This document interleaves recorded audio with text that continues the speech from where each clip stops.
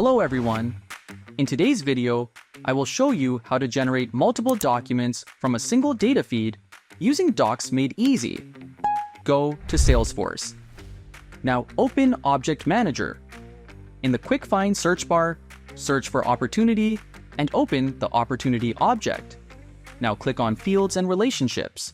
Click on New. Select Formula as the data type and then click on Next. Now enter the field label as Multiple Template ID. For formula return type, you can select Text, then click on Next. Now enter the case function to return different template IDs based on the opportunity stage.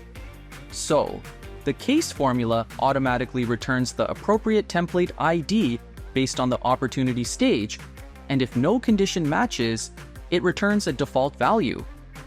After entering the formula, click on Next. Again, click on Next, then click on Save to create the field successfully. Now in App Launcher, search for opportunities and open a record. So here you can see that when you change the opportunity stage to prospecting or any other stage, the multiple template ID updates automatically accordingly.